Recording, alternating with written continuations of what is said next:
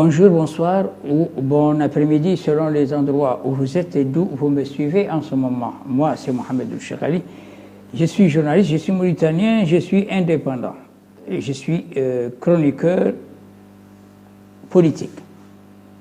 Ou peut-être dire plutôt analyste politique. Je ne fais pas de la politique, je la connais très mal, mais je connais bien mon pays et je connais le dessous des cartes. C'est pourquoi donc j'aborde quelquefois des thèmes ou des sujets à partir d'un point de départ qui n'est généralement pas celui qu'empruntent les chroniqueurs et les journalistes de renommée pour traiter des questions. Donc je reviens aujourd'hui et peut-être pour la dernière fois sur les enjeux des élections qui vont se dérouler dans notre pays bientôt. J'avais dit que ces élections étaient extrêmement importantes et j'avais essayé de faire comprendre quelle était l'importance de l'enjeu de ces élections. Alors, pour parler peut-être dans un langage très terre-à-terre, pour que les téléspectateurs qui me suivent en ce moment essaient de comprendre ce que moi je vais dire, ce que moi je vais expliquer. Donc je vais parler dans un langage qui va être, si vous voulez, frôlant le sol. Alors, on y va tout de suite. Et je voudrais rappeler que pour les élections présidentielles qui vont se dérouler maintenant dans moins d'un mois dans notre pays, 7 candidats sont en liste, c'est-à-dire que 7 candidats sont en course. Et parmi les 7 candidats, je parle très peu des 4 autres candidats, parce que, je l'ai dit, c'est des poids légers. C'est des poids légers dans ces élections, pas parce qu'ils ne sont pas importants, ou pas parce qu'ils n'ont pas de programme important, non, parce que dans la tradition mauritanienne et même dans la tradition africaine, on ne s'aventure pas à voter pour ceux que l'on ne connaît pas, même si on est incité, ce qui arrive le plus souvent, parce que les votants dans ce pays sont généralement incités. On ne vote pas dans ce pays par conviction, parce qu'on n'a pas de conviction. Les votants n'ont pas de conviction. Ils n'ont que des intérêts, et leurs intérêts sont échangés contre des avantages qu'ils peuvent obtenir pour jouer un rôle dans ces élections. Et le rôle, c'est quoi? C'est de porter une voix pour un candidat bien déterminé.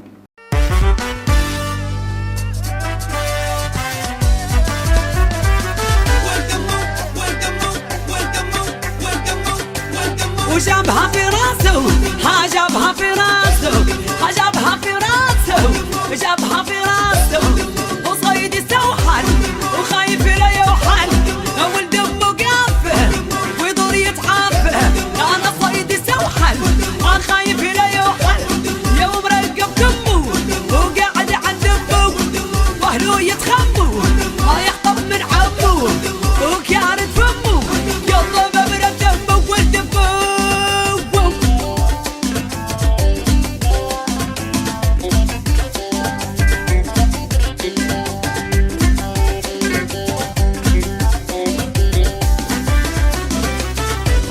وجابها في راسه جابها في راسه وجابها في راسه جابها في راسه. Donc ils sont 7 et 7 qui vont se battre. Se battre pourquoi? Et se battre pour avoir chacun le maximum de votants inscrits sur les listes électorales. Il faut peut-être préciser qu'actuellement, c'est une course à la montre qui se passe pour les inscriptions, parce que c'est une bataille qui est, si vous voulez, à large spectre. À large spectre parce que on est dans une configuration un peu spéciale. Donc, je vais parler donc Balater, comme je l'avais dit tout à l'heure, pour expliquer que, en tout cas, les candidats, les 7, ils vont se battre pour se partager des morts blancs, des morts noirs, des négro-mauritaniens, c'est-à-dire des soninké et des wolofs. Voilà un peu, c'est ça dans la réalité. La bataille, elle est celle-là.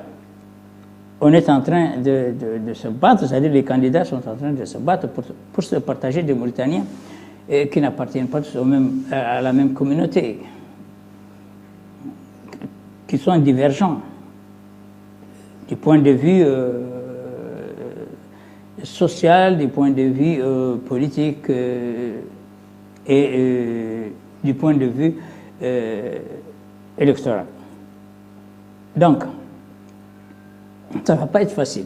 Ça ne va pas être facile parce qu'il y a ce que j'ai toujours appelé des généraux. Alors, des généraux dans ces élections. Ces généraux, c'est quoi?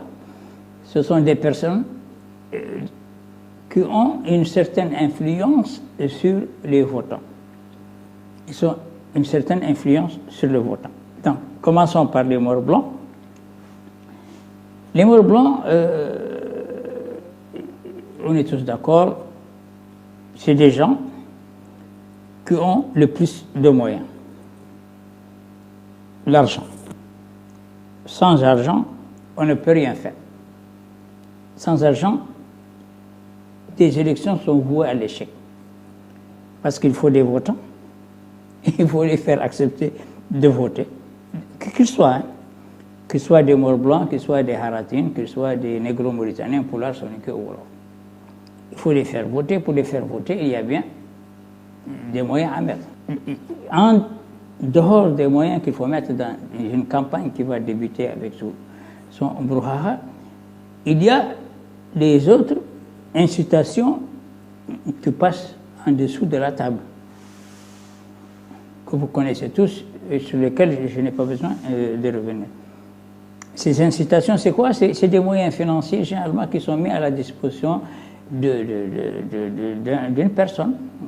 J'ai dit la dernière fois, ça peut ne pas être un responsable, ça peut ne pas être une personnalité publique, ça peut être même un ouvrier, un déchargeur de voiture ou un travailleur de l'éther ou un manœuvre de l'hôpital.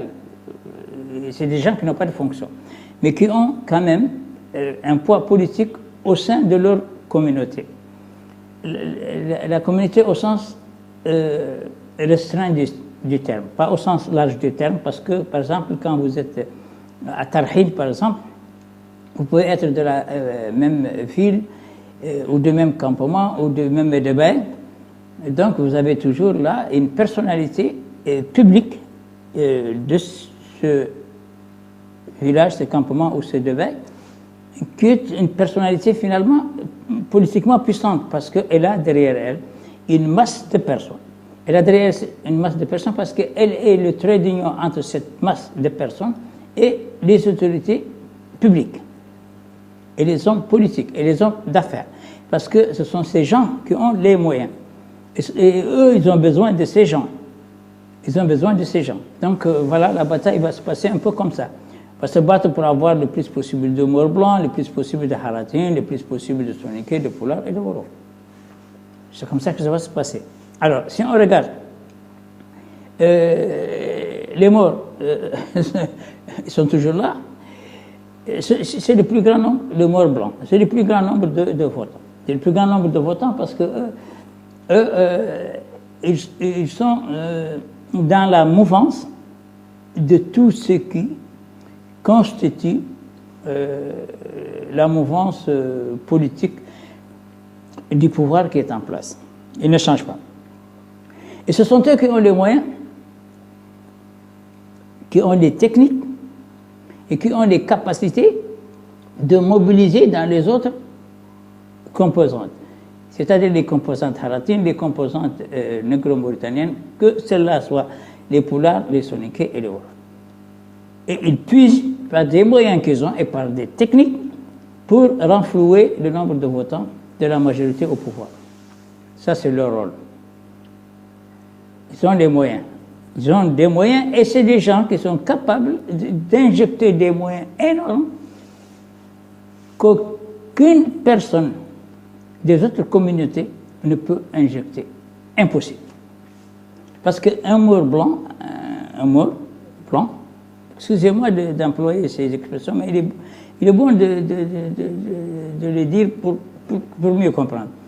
Un mort blanc peut injecter dans une campagne présidentielle ce que tous les gens qui ont des moyens, négro-mauritaniens, un seul mort blanc peut injecter dans une campagne électorale tout ce que peuvent injecter ensemble les Haratines, les négro-mauritaniens, qu'ils soient de tous les bords. Alors, je me reprends, c'est-à-dire qu'un mort blanc, par exemple, un homme d'affaires ou un opérateur économique, un seul mort blanc peut injecter dans la campagne ce qu'injectent tous ensemble les Haratines, les négro-mauritaniens de tous les bords.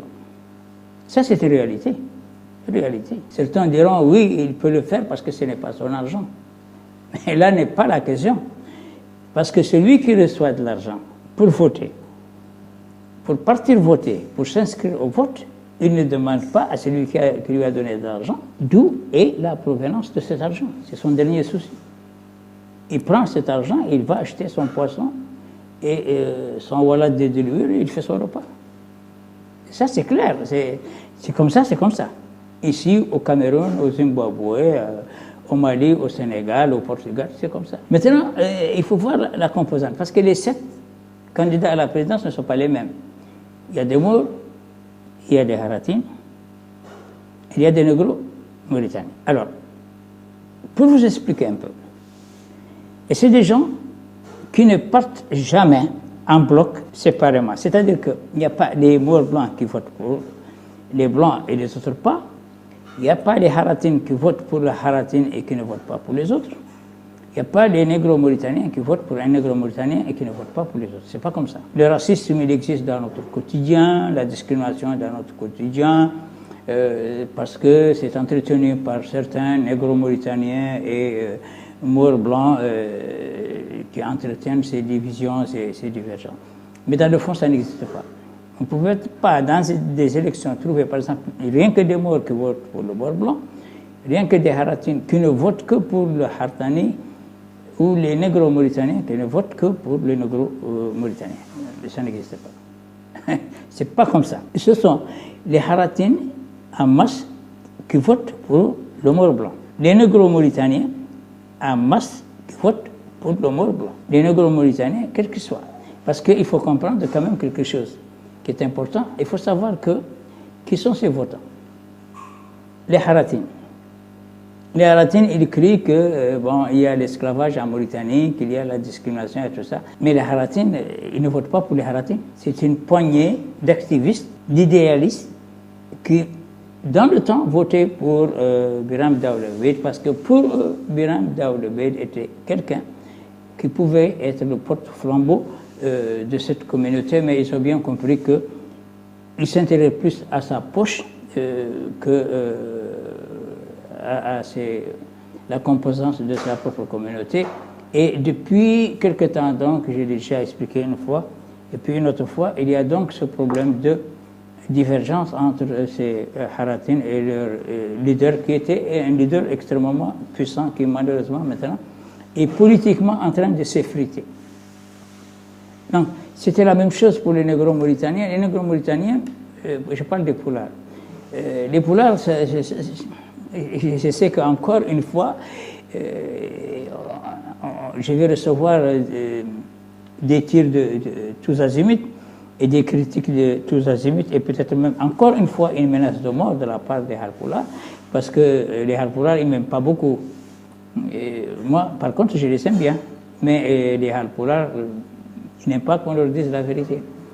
Parce que la vérité qu'on leur dit, elle est là, disait l'autre, et ce que je ne dis pas en français, la vraie vérité, Mais la vérité qu'on leur dit est une vérité qu'ils n'aiment pas entendre. Donc, les Halpolars, c'est des votants. Ils sont en nombre important, mais ce sont des votants amovibles. Ce sont des votants amovibles, omnidirectionnels. Amovibles et omnidirectionnels. Parce que les Halpolars ne votent jamais pour les Halpolars. Jamais. Ils ont une poignée de Halpolars qui sont des personnalités publiques de ce pays, qui sont des cadres de ce pays, qui sont comme des nègres de service. Alors que ce n'est pas des nègres de service justement, c'est des patriotes, c'est des Mauritaniens qui travaillent dans un gouvernement, qui travaillent pour leur pays et qui ne vont pas ou ne s'attardent pas sur des questions qui ne sont pas d'intérêt national ou qui divisent le pays. Donc ils sont amovibles. Ils votent pour une petite poignée pour le négro mauritanien qui est candidat, mais dans leur majorité, les Halpolars, j'étais sur les Halpolars, ils votent pour, évidemment, les Maures. Ils votent pour les Maures, c'est-à-dire qu'ils votent pour l'orientation que leur dictent les Maures, parce que les Maures dictent cette orientation aux leaders des Halpolars qui travaillent avec eux, et ces leaders Halpolars qui travaillent avec eux, ils téléguident les autres Halpolars pour voter pour les Maures. C'est un peu comme ça, le mécanisme. Maintenant, on a les Soninké. Les Soninké, ils ont toujours été un soutien pour le régime. Ils ont été un soutien pour le régime parce qu'ils sont constants, ils sont unidirectionnels. Ils ne sont pas comme les Halpolars qui sont omnidirectionnels politiquement. Il y en a qui sont pour Sar Ibrahima, il y en a qui étaient pour Rahmatullah alayhi Khan Hamidou Baba, il y en a qui sont pour Samba Cham, et puis il y en a. Mais le gros de troupes, ces gens qui sont vraiment des fleuves authentiques, ils ne votent pas pour les négro-mauritaniens, ils votent pour les Maures blancs. Par personne interposée, pour des raisons de convenance personnelle, mais ils votent pour eux. Même parfois, c'est des gens qui sont ou qui ont été victimes des événements de 89.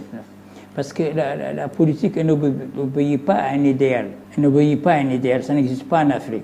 Elle obéit à des intérêts. Et ces intérêts sont chez les Maures blancs. Les intérêts des Halpolars, pour la plupart, sont chez les Maures blancs. Ils ne sont pas chez les Halpolars. Parce que vous ne pouvez pas voir un Halpolar, par exemple, qui fait construire un forage dans un village. Vous ne voyez pas un Halpolar construire un dispensaire ou une infrastructure sanitaire de ses propres moyens. Ça n'existe pas. Parce qu'il n'a pas les moyens. Il faut le dire, il faut l'avouer, il n'a pas les moyens. Mais il les fait construire en passant par des Maures blancs pour que ces infrastructures soient construites dans son village ou dans son quartier ou dans sa région. C'est comme ça. Et c'est une complicité là entre donc la mouvance présidentielle de Halpolars et des Maures, et c'est comme ça. Il n'y a rien à faire, il n'y a pas de barrage, et il n'y a pas de mur de Berlin qui les sépare. Impossible de les séparer. Tout ce qu'on dit, le racisme, la Mauritanie et ceci, les Maures sont ceci, ça c'est dans la théorie. Mais dans la pratique, les Halpolars et les Maures sont confondus dans les mêmes intérêts. Des intérêts politiques. Parce que les Halpolars soutiennent les Maures pour la plus grande majorité.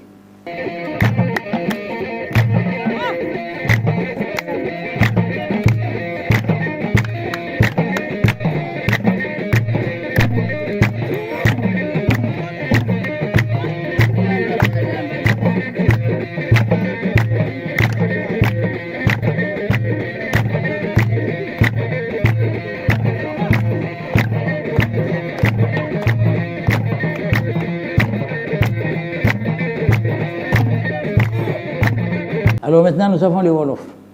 Et les Wolofs, c'est des gens qui veulent vivre en paix parce que je crois que jusqu'au moment où je parle, ils ne sont même pas encore sûrs que c'est des Mauritaniens à part entière. Alors que c'est des Mauritaniens à part entière. Mais je crois personnellement qu'ils sont très hésitants et qu'ils ont peur vraiment de hausser le ton ou de faire des conneries et ils préfèrent rester comme ça. Donc, ils font de la politique pour la mouvance présidentielle, ils la font pour la mouvance présidentielle. Et aucun d'eux ne se hasardent à aller faire comme font les halpolars de la politique rotative ou omnidirectionnelle. Ils ne font pas ça. Ils ne font pas. Maintenant, j'avais dit que, évidemment, le président Ghazouani part favori. Il part favori parce que d'abord, il n'a pas en face de lui de poids. Moi, je mets à côté les 4, peut-être que ça me coûtera ce que ça me coûtera, des critiques violentes, mais je dis la réalité. Les 4, ça, ils sont éliminés par d'abord leur impopularité. Donc, il reste les 3, Ghazouani,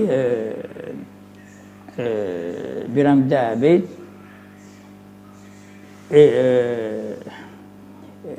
l'avocat El Eid. Et là, Biram ne le sait pas, mais s'il était intelligent, il doit le comprendre. Il doit le comprendre parce que c'est une fois, et cette fois, que l'occasion sera donnée à tous ses ennemis pour l'anéantir définitivement. L'anéantir politiquement. Il ne le sait pas, mais ces élections vont lui réserver une très très grande surprise. Très grande surprise. Parce que lui, Biram, il faut le dire, malheureusement, Biram, c'était réellement le président de la Mauritanie qui devait être élu en 2019. Il était au sommet de sa puissance, au sommet de sa gloire, et il disposait des moyens extrêmement énormes et importants pour pouvoir faire de très bonnes élections.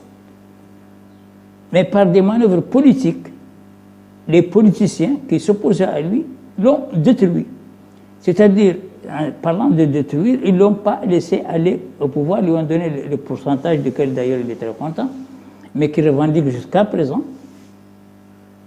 pour lui montrer que ce n'est pas ce que lui veut que se passe dans ce pays, mais c'est ce qu'eux veulent que se passe dans ce pays. Alors maintenant, la bataille va être extrêmement importante tout le long du fleuve. Tout le long du fleuve parce qu'il y a des gens qui vont se battre, vraiment se battre avec tous les moyens humains et matériels qu'ils ont, par la force de leur puissance pour que le président Ghazouani batte dans la région du fleuve. La région du fleuve où, il faut le dire, il y a des zones de turbulence politique qui sont vraiment un contrepoids pour le président Ghazouani. Mais vous avez des hommes politiques qui ont aussi leur poids politique et qui font un travail de fond et important et énorme, comme Abdoulaye Mamadou, ce jeune garçon qui est très crédible et qui est très populaire, par exemple, dans la région du Gorgol et vers le département de Bababé, qui est actuellement le directeur de la zone franche de Nouadhibou. C'est quelqu'un, comme j'avais dit la dernière fois pour Cham Madou Tidiane, c'est des gens qui ont fait un travail énorme, vraiment pour rehausser l'image de Ghazouani. Une image qui était ternie par un concours de circonstances particuliers et par des ajouts les uns aux autres d'événements qui poussaient à la contestation. Maintenant, dans le HOD, il ne faut pas oublier que vous avez deux personnes qui pourtant vont marquer de leur présence dans ces élections une réussite dans les deux wilayas, le HOD el-Gharbi et le HOD el-Sharqi, Oul Béchir et Haddamin. Ce sont des gens qui ont une population politique derrière eux dans les deux régions, et ce sont des gens qui font, malgré le peu de bruit qu'entoure leur activité, ils font un travail extrêmement important. Donc, Yahya al-Haddamine et Ould Béchir qui étaient donc Premier ministre. Maintenant, il faut peut-être rappeler que dans le Gorgol, vous avez Babacar Soulé, un poids moyen politique dans le Gorgol, mais un poids lourd dans son département. Et comme vous avez Sidney Sorna, qui est un poids non négligeable, et Camara Ali Igeladio, le ministre Soniké, qui est aussi un poids politique très important, et qui est un poids politique constant en faveur donc, du pouvoir en place. Maintenant, il faut peut-être dire une dernière chose, que vous avez Ould Ndiaye, l'ancien ministre des Finances. C'est un politique très controversé, qui est un fonceur. Ould Ndiaye, c'est un fonceur. Ould Ndiaye, il ne veut jamais être au second, ni au troisième, ni au quatrième rang. Il veut toujours être au premier rang politique de ce pays, bien que lui, il n'a pas de poids politique. Mais ce poids politique, il se l'achète en mettant des moyens et des campagnes énormes dans sa région pour avoir ce poids politique.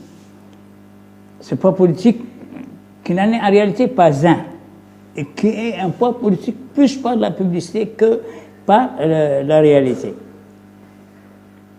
Et puis maintenant, évidemment, des généraux, il faut peut-être citer le général Sultan, qui était aux commandes de l'état-major général de la gendarmerie et qui est maintenant à la retraite, et Mouskarou,